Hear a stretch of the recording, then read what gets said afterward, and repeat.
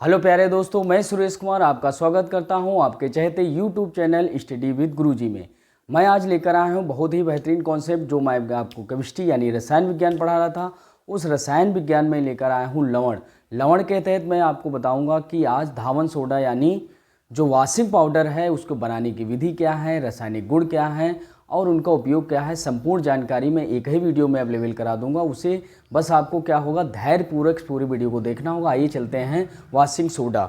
तो देखेंगे सबसे पहले लिखा है धावन सोडा। धावन सोडा को हम कहते हैं वॉशिंग पाउडर। वॉशिंग पाउडर इसे अंग्रेजी में कहते हैं, वैसे धावन सोडा इसका मतलब साधारण नाम है।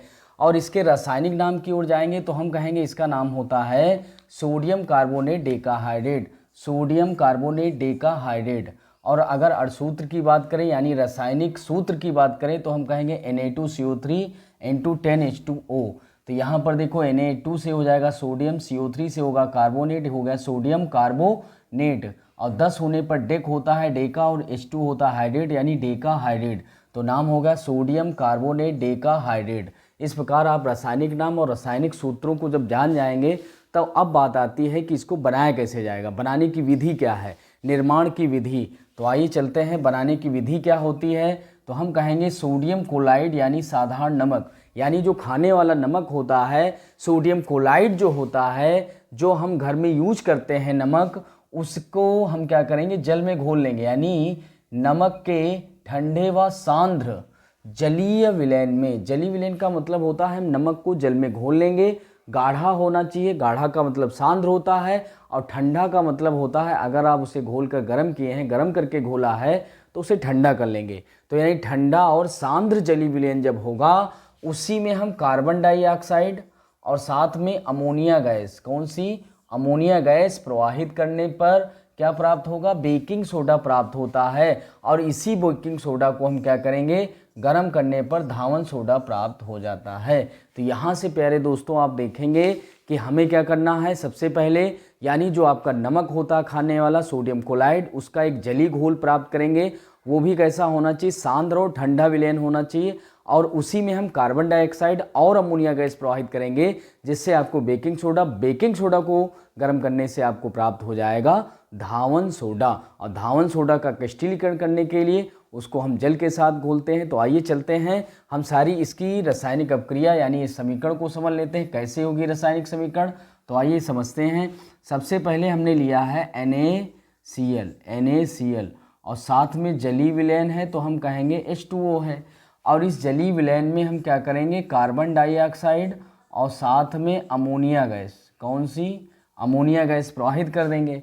और जब अमोनिया गैस प्रवाहित कर देंगे तो जिससे आपको क्या प्राप्त हो जाएगा, NaHCO3 यानी आपको बेकिंग सोडा मिल गया। और बेकिंग सोडा के साथ इसमें NH4Cl यानी नौसादर भी प्राप्त होता है। तो यानी बेकिंग सोडा जब आपको प्राप्त हो जाएगा, ये बेकिंग सोडा को जो हम पुनः एक बार गर्म करेंगे दूसरी रिएक्शन में हम क्या कहेंगे, NaHCO3। और इसको जब हम हीट करेंगे यानी जब इसको हम गर्म कर देंगे तो गर्म करने से हमें क्या प्राप्त होगा, Na2CO3 plus H2O plus CO2, Na2CO3 plus H2O plus CO2 ये प्राप्त हो जाएगा। और अंत में ये जो आपका धावन सोडा प्राप्त हो गया है, इसी धावन सोडा को Na2CO3 में हम क्या करेंगे, 10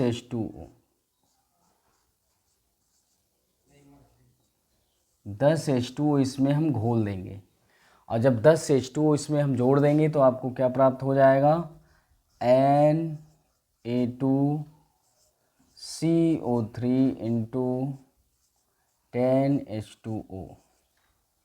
तो प्यारे दोस्तों आप देखेंगे कि रासायनिक समीकरण आप कैसे प्राप्त करेंगे। तो हमने आपको क्या बताया, NaCl यानी नमक लिया, साथ में हमने जल लिया, कार्बन डाइऑक्साइड और अमोनिया गैस। यही हमने बताया था कि सोडियम क्लोराइड यानी शांत जलीय विलयन में कार्बन डाइऑक्साइड अमोनिया गैस प्रवाहित करेंगे।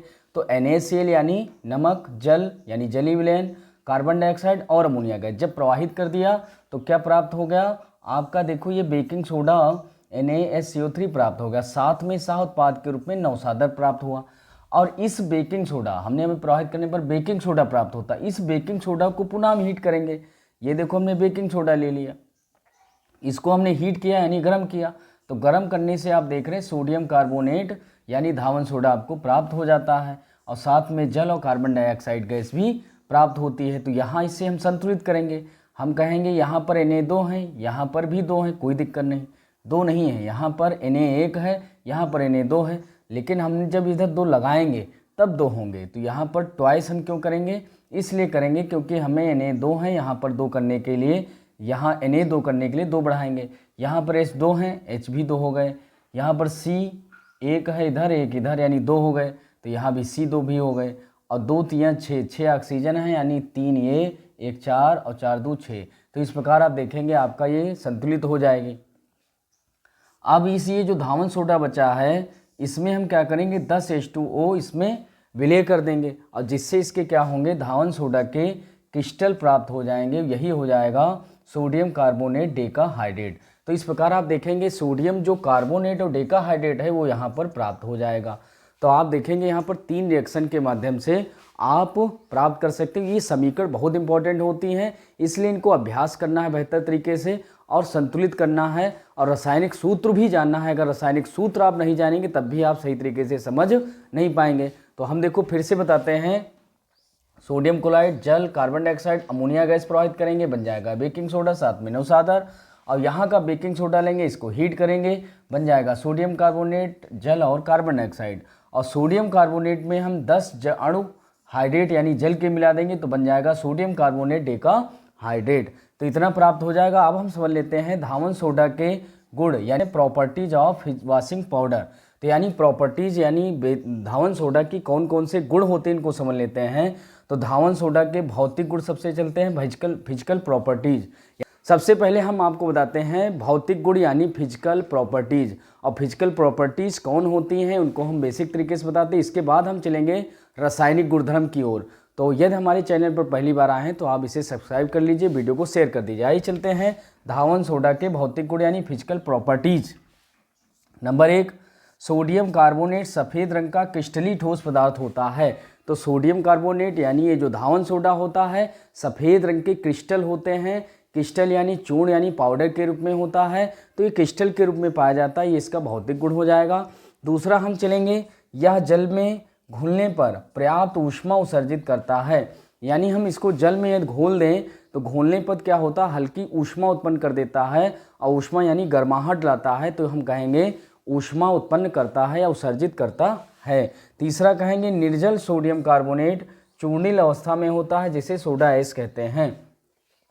यानी निर्जल जिसमें जल की मात्रा ना हो, तो निर्जल अगर सोडियम आप कार्बोनेट आप प्राप्त करते हैं तो ये क्या हो जाएगा, चूर्णिल के माध्यम से प्राप्त होता है, चूर्णन के रूप में होता है, जिसे हम सोडा ऐश कहते हैं, जिसे हम सोडा ऐश कहते हैं। तो इस प्रकार आप प्यारे दोस्तों समझ गए कि धावन सोडा के गुण में पहले भौतिक गुण, आपने भौतिक गुणों को समझ लिया है। अब हम चलते हैं रासायनिक गुणधर्म।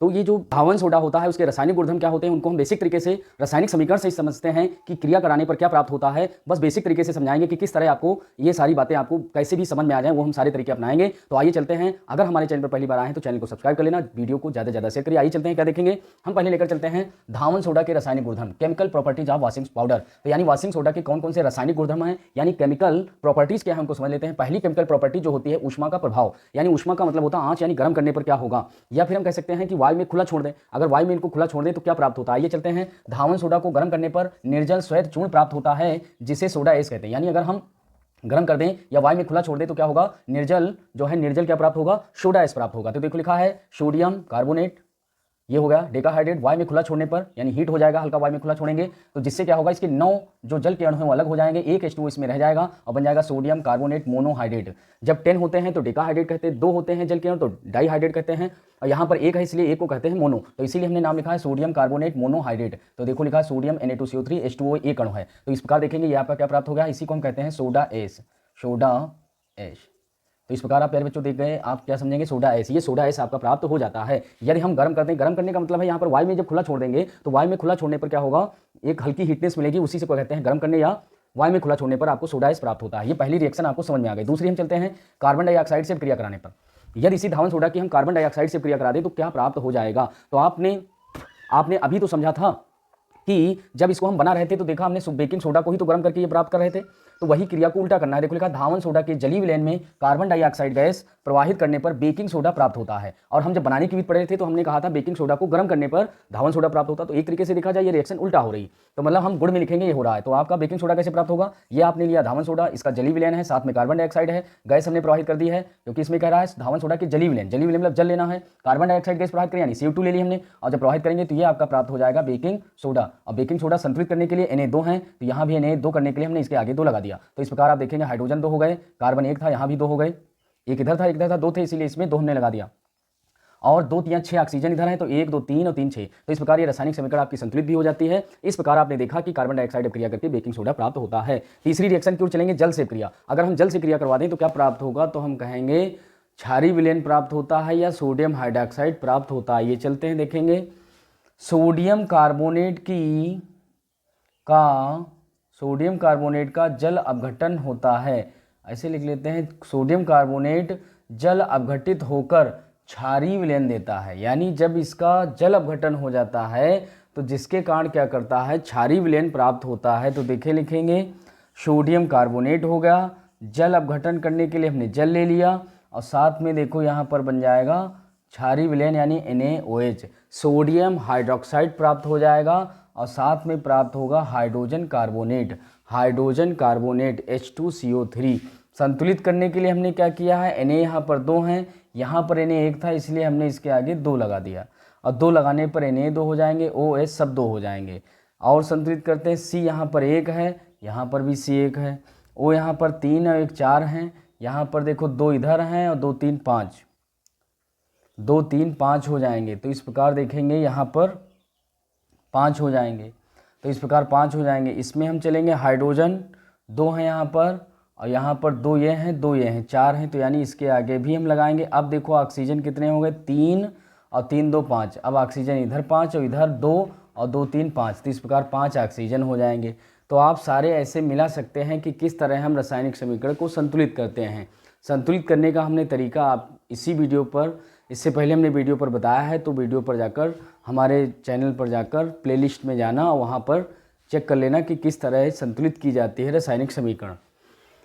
आगे लिखेंगे, चौथा लिखा है बुझे हुए चूने से क्रिया। बुझा हुआ चूना जो होता है, बुझे हुए चूने CaOH का ट्वाइस होता है। यदि बुझे हुए चूने के साथ धावन सोडा को उबाल दें तो उबालने से क्या प्राप्त होगा, कास्टिक सोडा पुनः एक बार प्राप्त हो जाएगा।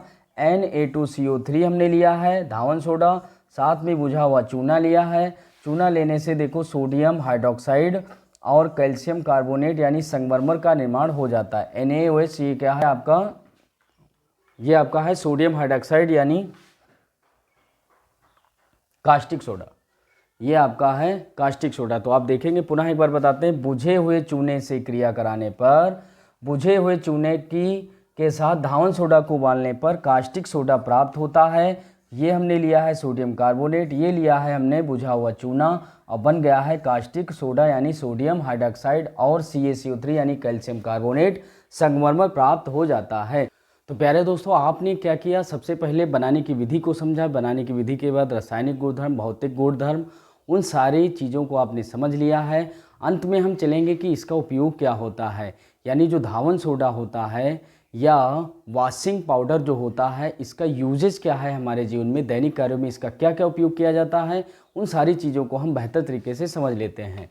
तो आइए सबसे पहले लेकर हम चलते हैं धावन सोडा के उपयोग, यानी धावन सोडा का क्या उपयोग होता है, the uses of washing powder कैसे करेंगे। सबसे पहले नंबर 1 होता है, इसका उपयोग साफ सफाई में किया जाता है। यानी कोई साफ़ सफाई करनी है, सफाई करनी है कहीं की, तो साफ़ सफाई में हम इसी का यूज करते हैं, इसीलिए तो इसका नाम ही है धावन सोडा यानी वॉशिंग पाउडर। दूसरा हम लेकर चलेंगे, इसका उपयोग साबुन, कपड़ा और पेपर जो उद्योग होते हैं, उस उद्योगों में साबुन, कपड़ा, पेपर आदि बनाने में भी इसी का उपयोग किया जाता है। आगे चलेंगे तो जल की स्थायी कठोरता को दूर करने में धावन सोडा का प्रयोग किया जाता है। यानी हम क्या करेंगे, जो लवणी जल होता है, कठोर जल होता है, उस कठोर जल की स्थायी कठोरता, अगर आप जल को शुद्ध बनाना चाहते हैं, उसकी कठोरता को दूर करना चाहते हैं, तो कठोरता को दूर करने के लिए हम इसी धावन सोडा का उपयोग करेंगे। वही लिखा है धावन सोडा का प्रयोग करते हैं किसकी, स्थायी कठोरता दूर करने के लिए। चौथा लिखा है कास्टिक सोडा तथा बेकिंग सोडा, यानी कास्टिक सोडा और बेकिंग सोडा। अभी आपने रासायनिक गुणधर्म पढ़े थे, उसमें देख रहे थे कास्टिक सोडा भी बनना था, बेकिंग सोडा भी बनना था। तो यानी कास्टिक सोडा और बेकिंग सोडा दोनों को बनाने में हम इसका उपयोग करते हैं, यानी धावन सोडा का। पांचवा चलेंगे, आग बुझाने के लिए इसका उपयोग किया जाता है, और आग बुझाने के लिए भी हम इसका उपयोग करते हैं धावन सोडा का। और अंत में हम कहना चाहेंगे प्रयोगशाला में अभिकर्मक के रूप